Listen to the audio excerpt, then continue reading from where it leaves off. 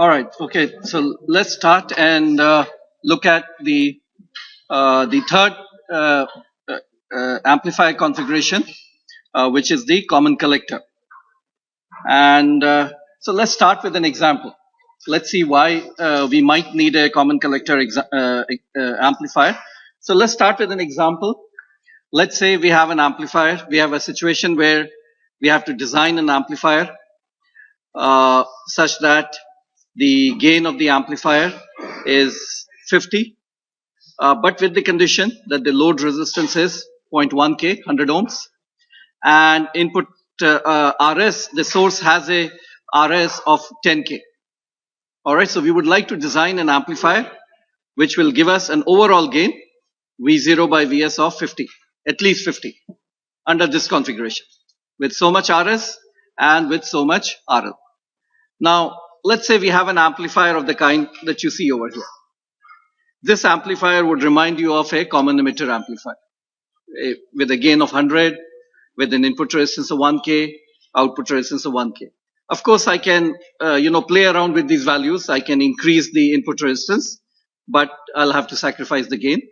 Or I can decrease the output resistance, again sacrifice the gain, or keep the gain the same, increase input resistance, but then increase output resistance also. We know that we can play around with these values here, but this is what is typical of a common emitter amplifier. And this is the situation that I have. I have to design an amplifier for this situation, for this source resistance and for this value of RL. Now, if I take an amplifier like this and just substitute it here, just try it out. Let's see what happens. So if we take this here and plug it in this particular place here, so this amplifier that you see here, 1K, its equivalent circuit would be 1K here, open circuit voltage gain of 100 here, output resistance of 1K. So that's this amplifier that you see here, connected to a source resistance of 10K and a load resistance of 0.1K. All right, so let's evaluate the gain, V0 by Vs. V0 by Vs would be, there would be a drop here, Rn by Rs plus Rn, the fraction of the signal that goes into the amplifier. That's the first part, Rn by Rs plus Rn. Okay, so that appears over here. Then it comes over here, so that's AV0, which is the 100 times here. And then there's a drop here, there's a voltage divider here also, RL divided by R0 plus RL. So that's the overall gain that you get, and you find is 0.826.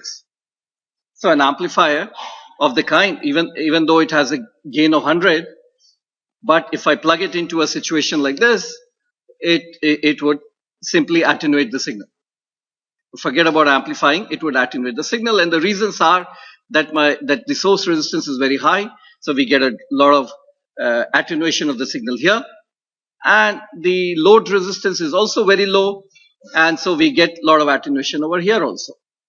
Okay, so we get attenuation of the signal here, and we get attenuation of the signal here, and even though AV0 is large, overall gain is less than 1. All right, so this is the situation that we are in. Now, as I said, you can play around with these numbers. You could, for example, increase input resistance and decrease gain and all that. You'll find no matter what you do, play around with AV0, Rn, R0, a single stage like this, if you plug it here, will never be able to give you sufficient gain. All right. So what I'm trying to tell you is through this is a CA amplifier by itself may not be sufficient for all the applications. Of course, you can think of putting 2 CA amplifiers and 3 CA amplifiers in series and all that. That you can try. But let's say, suppose we have a new amplifier stage with the following characteristics. So we have a new amplifier. Somebody invents a new amplifier with the following characteristics. Gain is 1. Or slightly less than 1. Okay, so very close to 1. So gain is 1. Input resistance is very high, 100K. Output resistance is fairly low, 10 ohms. So here is an amplifier somebody invents with high input resistance, low output resistance, and gain of 1. You may be wondering, why am I calling it an amplifier? We'll see that later on. Amplifier is not something which has to give you a voltage gain. Important point is it has to give you power gain. Okay, so this amplifier, even though its gain is 1, can still give you power gain. Okay, so for that reason, we are calling it an amplifier. So suppose we have an amplifier like this. High input resistance, very low output resistance here, gain of 1 here. Can it be a useful amplifier? And further, this amplifier has the other interesting properties. High bandwidth, very high bandwidth, and can provide you high swing. High swing means if I apply 2 or 3 volt here, obviously I'll get 3 volt here, V0 equal to Vin, but it has, I can apply 2 volt and 3 volts and so on and so forth. I can apply a high voltage here and it would transmit that high voltage over here, and with good linearity, with low distortion. So it has several nice properties. Very high input impedance, very low output impedance, high bandwidth, high swing, very good linearity, except that it doesn't give you any gain. AV0 equal to 1. All right, so somebody, let's say, has invented this amplifier and we have this amplifier available to us. Compared to, now I want to emphasize that this amplifier is special. In the sense, as I said, if you look at this amplifier, common emitter, and we have seen in common emitter, we have AV0 Rn by R0 equal to beta equal to 100, let's say. We know that we can exchange.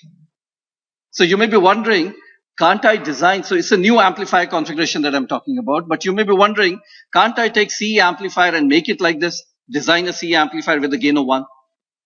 Okay, so you can see, I may make a CE amplifier with a gain of 1. So I put gain of 1. I can get Rn of 100K, but R0 will be 1K. I could do that. Potentially, I could take this amplifier and redesign it to give me an input resistance of 100K, gain of 1, and R0 1K. You can see that it satisfies this relationship. But then compare this with this here. You can still see that this amplifier is better than this. Why? Well, same Rn, fine, same AV0, okay, but R0 is still 100 times less than this value. Or you could take this amplifier and make it in this manner here. You could keep Rn same, AV0 equal to 1. You could get 10 ohms output resistance. But again, what do you find compared to this? This amplifier, if you compare the two, this amplifier is still better. Rn of 100K. So it's not simply that I can take a common emitter amplifier, design it with a gain of 1, and get high input or output impedances. I cannot match this particular amplifier. This amplifier is special. It's providing me with a high gain and low output resistance simultaneously. So if I look at Rn over R0, Rn over R0 is 10 to the power 4. While if you look at, even if I design it with a gain of 1, Rn over R0 is 100. So in terms of its ability to provide high input resistance and low output resistance, this amplifier may be 100 times better than a common emitter amplifier here. So we're talking about not just a common emitter stage designed for a high input impedance or low output impedance. We are talking about a new configuration altogether, which gives you high input and low output, high bandwidth, high swing, linearity, all of those things. Suppose it gives you. Is it a useful entity? Well, can we use this amplifier for our application? Our application was here. This application was 10K and 0.1K. So if we, obviously not directly, I can't take this amplifier and just substitute here because it doesn't provide me with any gain.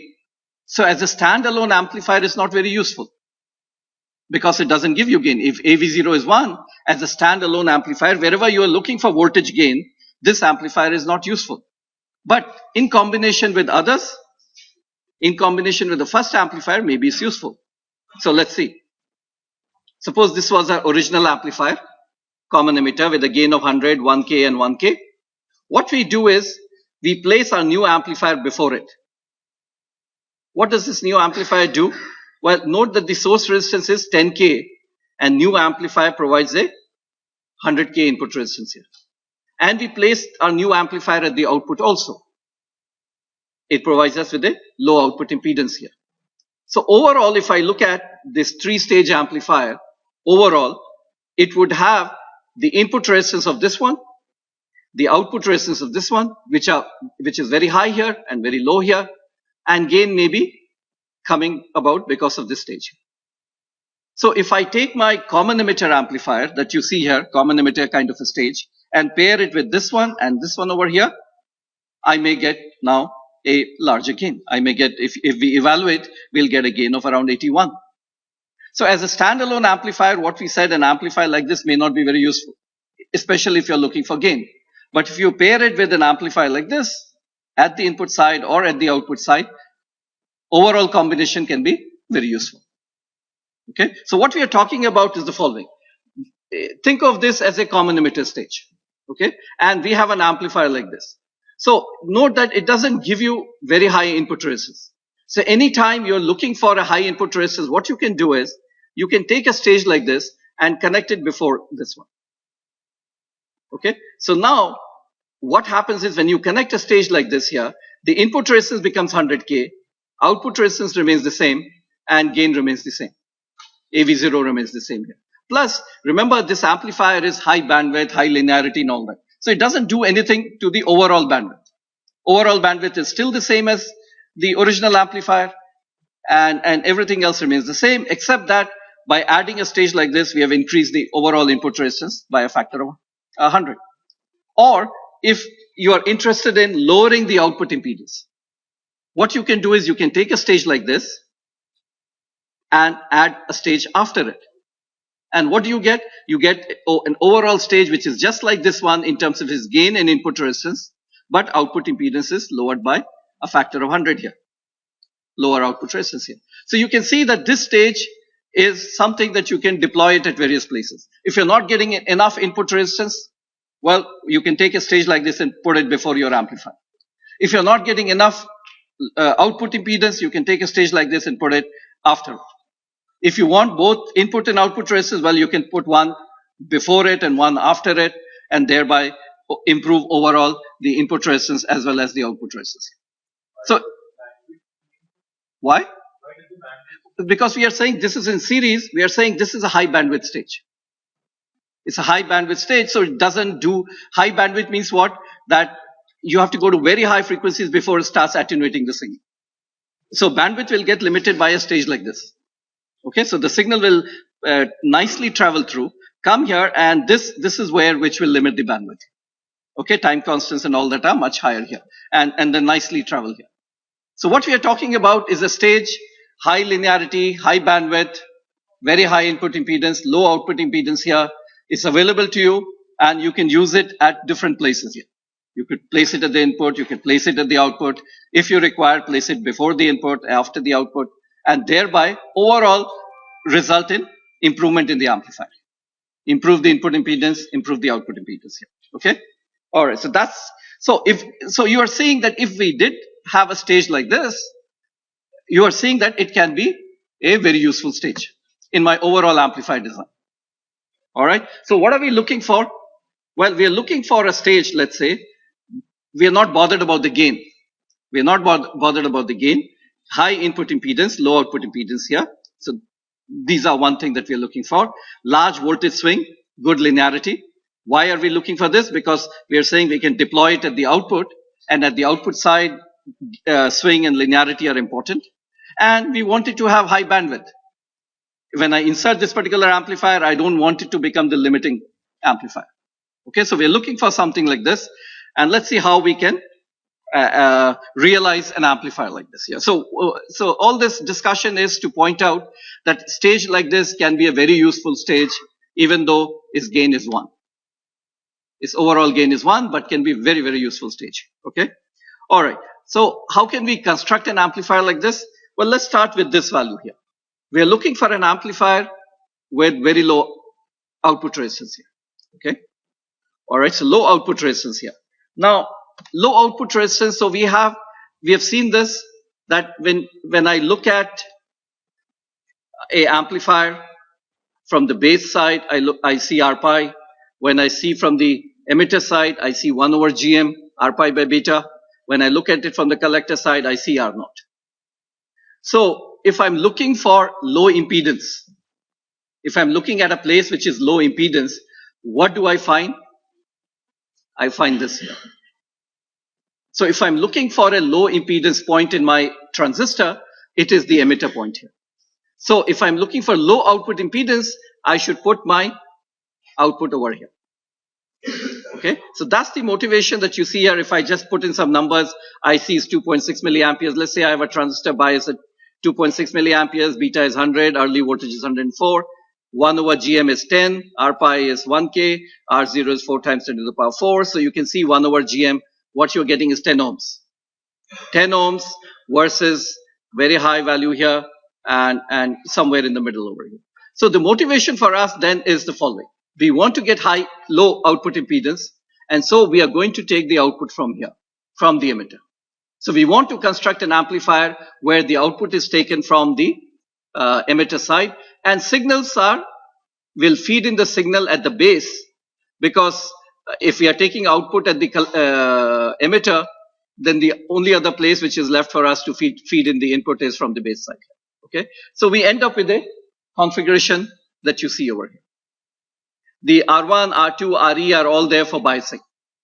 Usual R1, R2, RE, the way we bias it. So all that is there here. Since I'm taking output at the emitter, I don't need to have anything in the collector side. I don't need a resistor in the collector side. I can simply take collector and connect it to VCC. This drop is no longer important. If you recall, in a common emitter amplifier, I must have, RC was necessary because this is where I was taking the output. Now, since I'm no longer taking the output here, why unnecessarily use a resistor here and cause a drop here? You can take collector and directly connect to VCC. So that's why it's not there. And we are taking output here. So capacitor is to not to disturb the DC, and then RL over here. So we arrive at a configuration which we call as a common collector, because why are we calling common collector? When we build the small signal equivalent circuit, you will see that the collector would become a small signal ground. Because it's connected to VCC, it will become a small signal ground. So, and for that reason, it's called a common collector amplifier. All right, so this is the motivation. Motivation is that the impedance looking from here, when I look into the emitter, I'll see very low output impedance.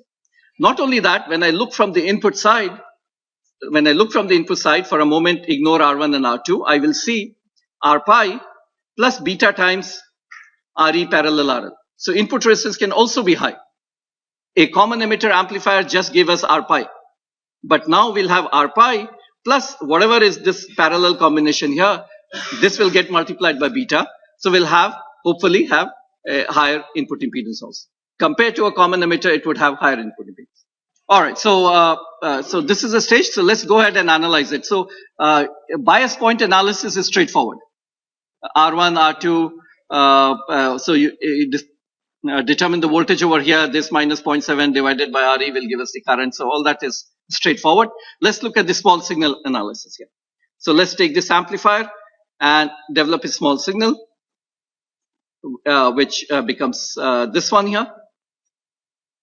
RS, RB, R pi, GM, VBE. Again, we are ignoring for the moment R0, RE parallel RL.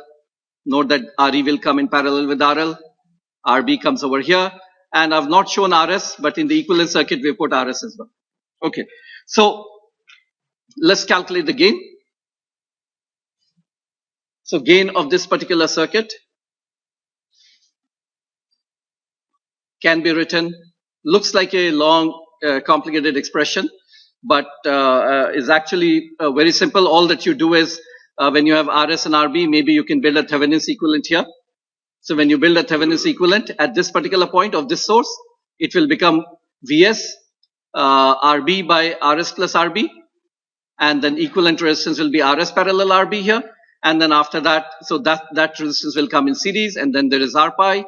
And this resistance, when you transform it to the input, becomes beta times RE parallel RL. So with those steps, you should be able to write it down. The overall gain of this particular amplifier. The gain, if you look at the terms here, this term is less than 1, and this term is also less than 1. And so the gain of this particular amplifier is less than 1. But if you choose the elements values properly, you'll find that this term is dominant, beta plus 1 RE parallel RL, and this dominant. So this almost is a factor of 1. And if RS is not very large, this factor is also, RS by RB is also small. This factor is also very close to 1. So you end up with a gain which is less than 1, but very close to unity. Okay? All right. And for that reason, so we are talking about an amplifier which gives us a gain very close to unity, which means that whatever signal you apply here, Vs, the same signal you'll get here, V0. So V0 is same as Vs, and for that reason, and V0 is, where are you taking V0? At the emitter. So for that reason, it's called an emitter follower. Why? Because the emitter voltage follows the voltage that is applied to the base here.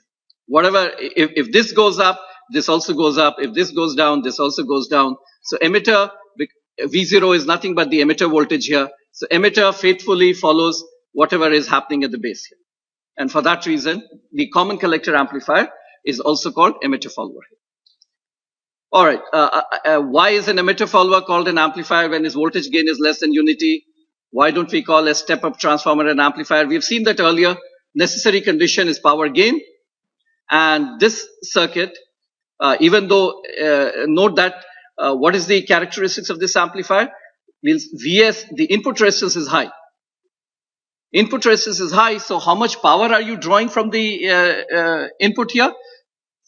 Power drawn from the input would be Vs square divided by input resistance. While how much power do you deliver to the load? V0 square divided by RL. Right, so power delivered to the load can be much higher than power that you take from the input, and therefore this does give you a power gain, and therefore we can call it an amplifier. All right, so let's come back. So gain we have seen is close to 1. Let's look at the input resistance here. So this is the equivalent circuit that we have, and input resistance we've already know that when you look into the base here, it is R pi plus 1 plus beta Re. So our input resistance becomes R pi plus beta plus 1 Re parallel RL, whole thing in parallel with RB. So that's our input resistance, and recall that if this value is high, Re parallel RL, and is getting multiplied by beta, and therefore Rn can be high for this particular amplifier here. But you have to design it properly with RB also chosen to be large enough. Then the input resistance can be high here. What about output resistance? Well, output resistance is looking from here. Remember, when you're talking about output resistance, you ignore RL. It's before RL here, okay? You don't include RL. So when you look from here, the output impedance, we know that when we look into the emitter, the resistance when you look from the emitter is this Rs plus R pi, whole thing divided by beta here.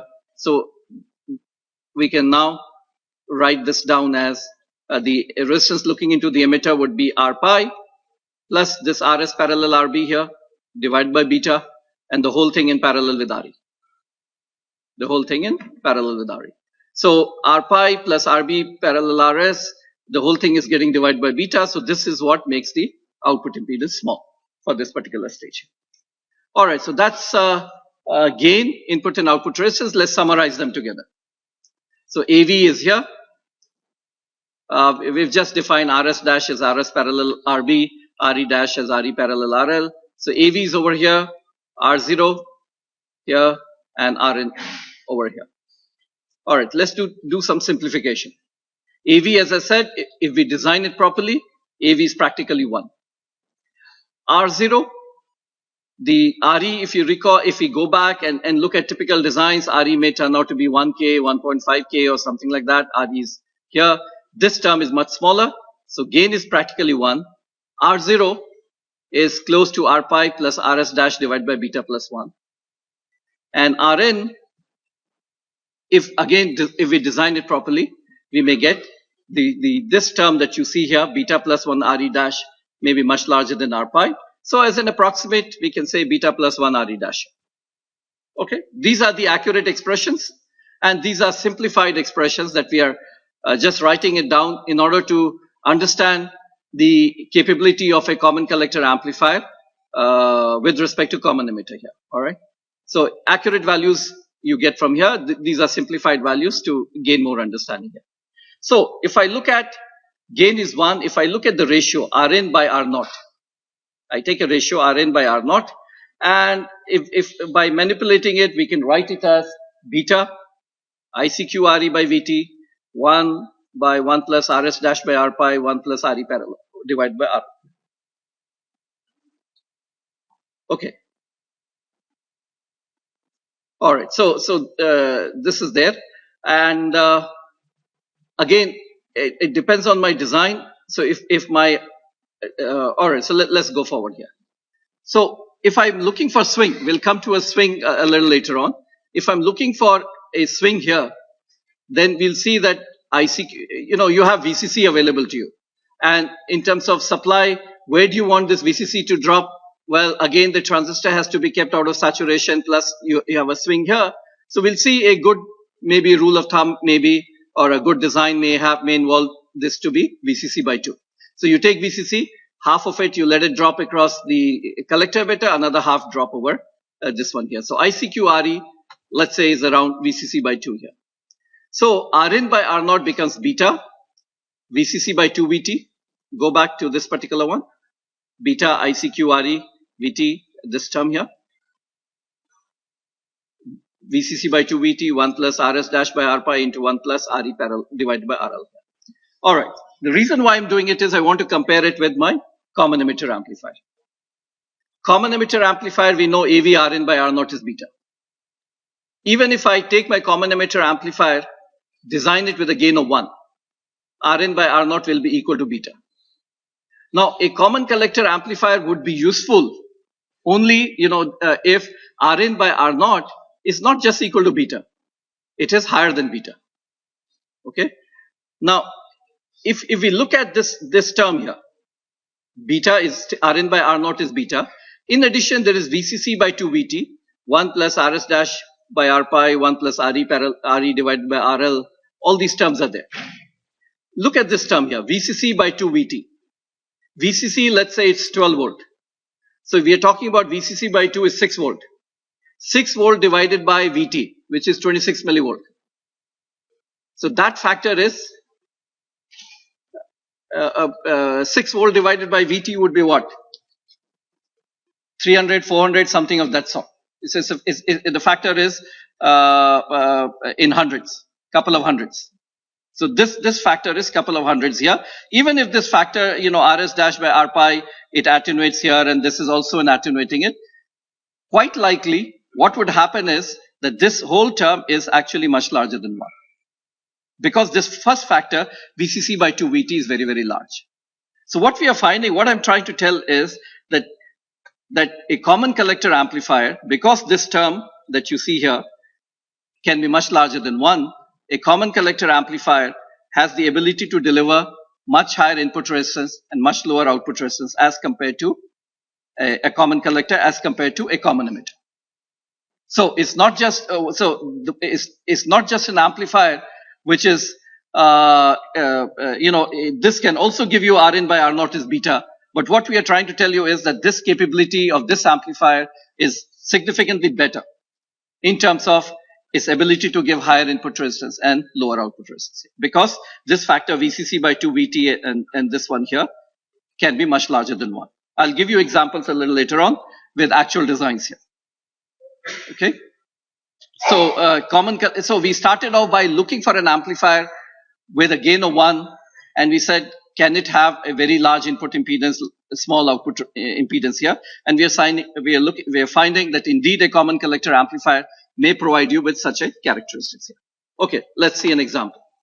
So we take the circuit, and let's look at the characteristics. We can analyze it. ICQ is 3.4, VCQ is 6.5. That's what I said. Let's bias it half the voltage here and another half here. So roughly of that kind. Gain is 0.99 of this amplifier. Input resistance 13.4K. 13.4K. And it's limited by actually RB. It's getting limited by this R1 and R2. Actual resistance R pi, if you look at it, 1.6K and 2.2K. Parallel combination of it is at least, let's say, 0.8K or 1K, let's say. And you multiply by 100. So actually this impedance is very high. But this R1 and R2 is limiting our overall input resistance here. The fact that this comes in parallel. Now, if you're wondering, why can't I raise this value? Why can't I make 280K and 350K, raise it by 100? Then you find that RB by beta is no longer much smaller than RE. So bias point stability and all those issues come into picture. Anyway, if you look at this amplifier, you find gain is 0.99, Rn is 13.4K, and R0 is 9.5 ohms. Look at the ratio of Rn by R0. Rn by R0 is 1.4 into 10 power 3, which is equal to beta into 14.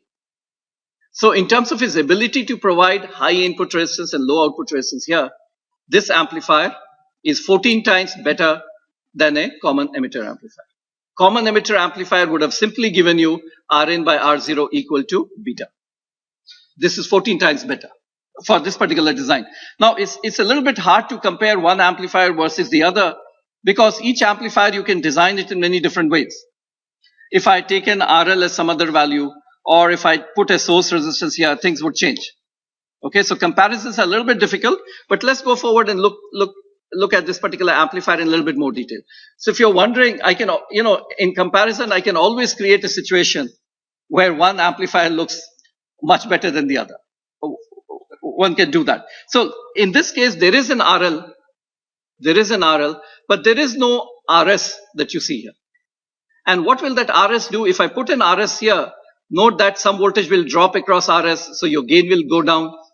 And not only that, when I look at the output impedance from here, I will not only see R pi, but I will see that effect of RS also. So let me look at an amplifier like this. Look at the stage. The first stage is common emitter. The first stage is common emitter. So remember what we were saying, our common collector amplifier is the one where we can place it at the output or we can place it at the input and improve overall amplifier. Okay. So here is a common emitter amplifier. And what I've done is I've taken my common collector amplifier that we just designed and we have placed it at the output. Place it at the output of the common emitter. Now let's look at the characteristics of this amplifier. Well, of this amplifier itself, gain instead of 0.99, look back here, 0.99 becomes 0.85. Input impedance is still the same, 13.4K. Output impedance looking from here has become 27 ohms. Output impedance has increased. Go back and see. Output impedance was 9.5. Output impedance has increased when I look from here. Why? Because when I look from here, I see R pi plus I'll see RB and then I'll see 2.2K also. I'll see 2.2K. So what will be the input impedance?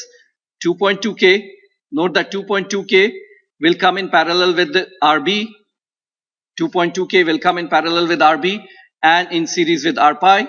So R pi plus 28K parallel 35K parallel 2.2K, whole thing divided by beta, and that gives us a value of 27 ohms.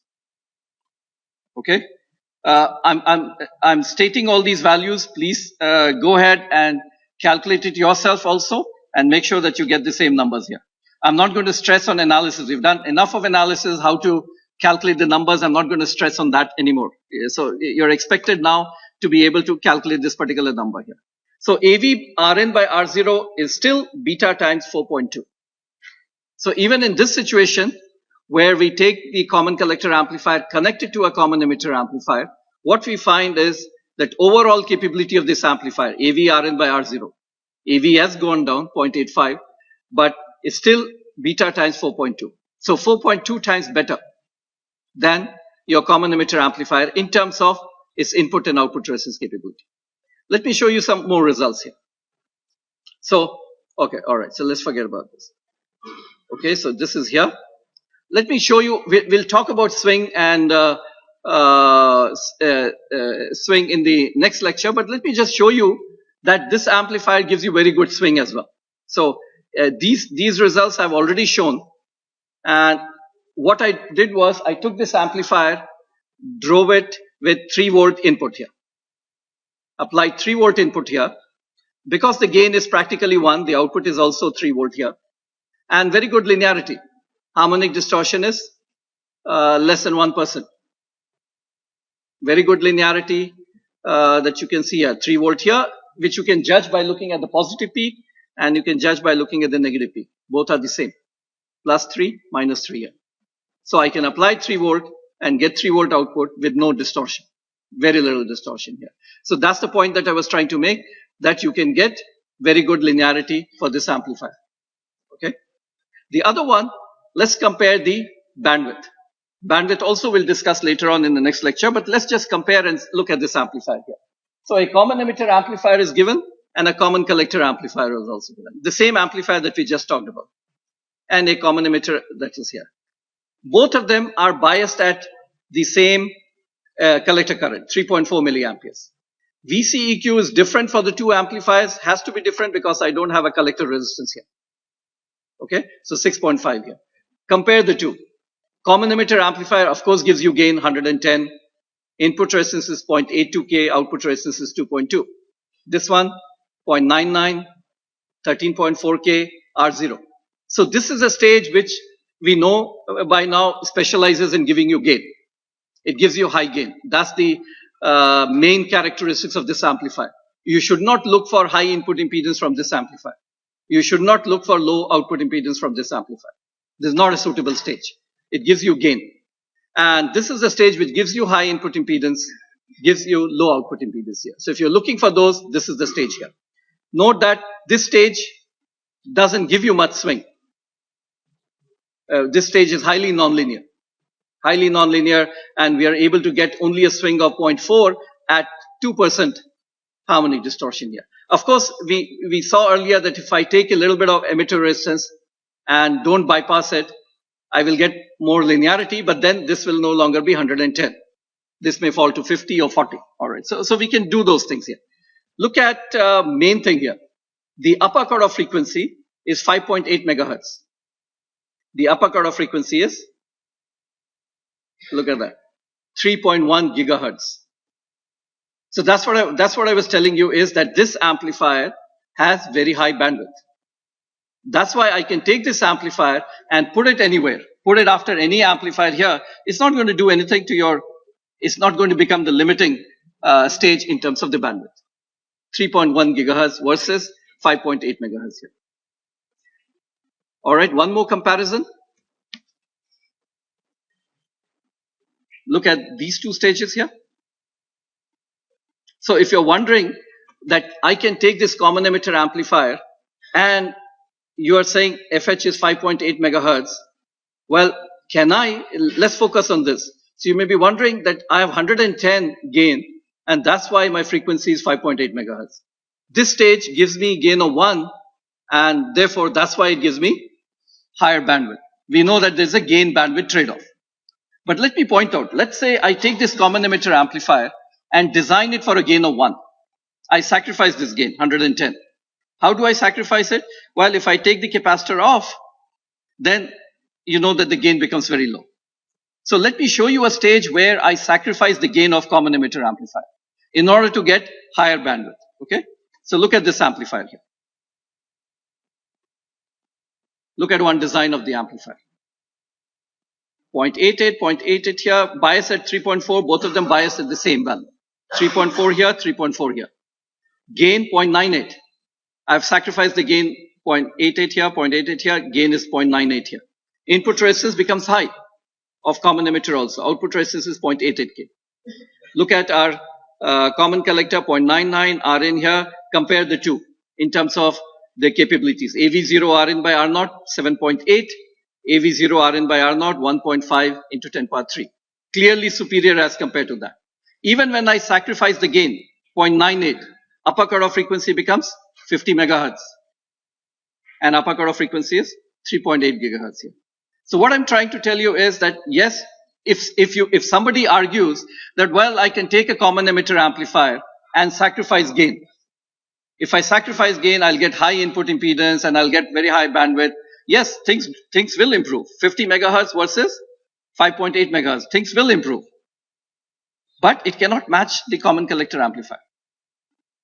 So the point is the common collector amplifier cannot be matched by a common emitter amplifier in terms of its capability, in terms of its high input and low output resistance. You cannot match it. And in terms of its bandwidth, you cannot match it. These things cannot be matched, and that's what makes it a unique amplifier stage. If I could get similar characteristics through common emitter, then it will not be of much use.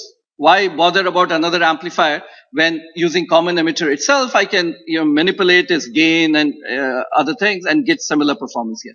The point is you cannot. You cannot. And examples like these are showing that note the capability, Rn by R0 capability here, and note the bandwidth capability. So both are vastly superior as compared to a common emitter amplifier. So, what do we have? A common collector amplifier is what? Very close to gain of 1, high input resistance, low output impedance, very good reasonable swing with low distortion, and very high bandwidth. This was the stage that we started off with. We said, if we had an amplifier like this, would it be useful? And we saw, yes, you can take an amplifier like this, plug it before a common emitter amplifier, and you will increase the input impedance. Take an amplifier like this, put it after a common emitter amplifier, you can decrease the output impedance. So you can take a stage like this, and wherever you are in problem with input impedance, output impedance, and all that, you can deploy this particular amplifier. All right. So far what we have done is we've looked at gain, input, and output resistance, which was straightforward. This requires swing requires more discussion, and then we have to look at the upper cutoff frequency.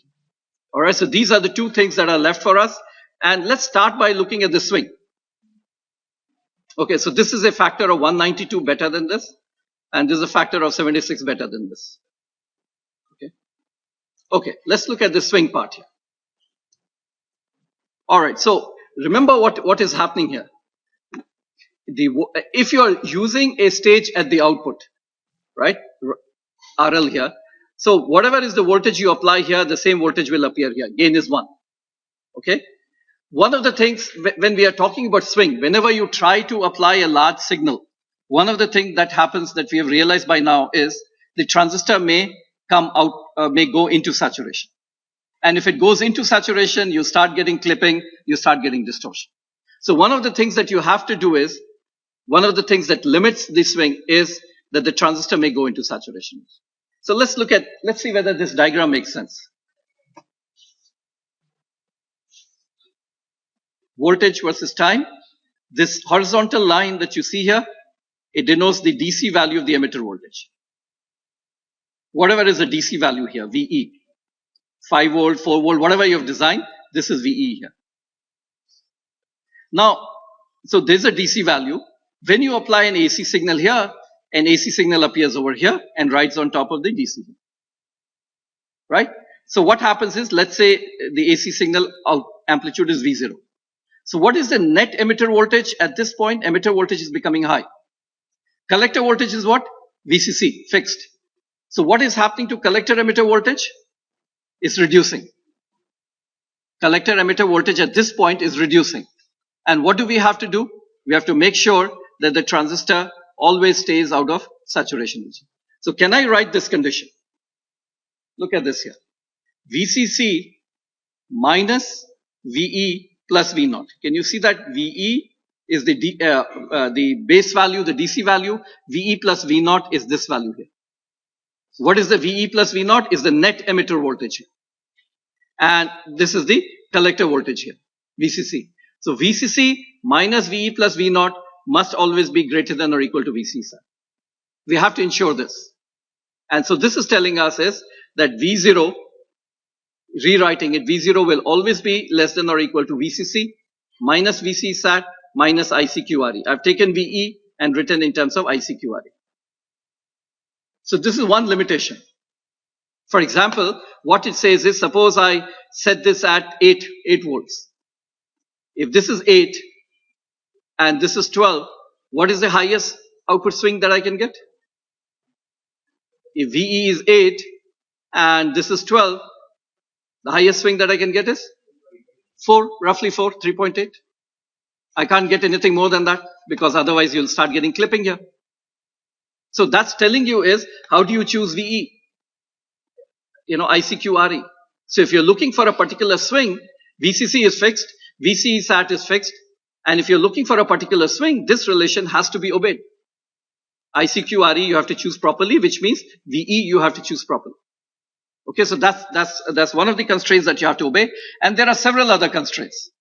That's one of them, and we'll see 2 others in the next lecture, and we'll come to an idea as to what limits the swing here.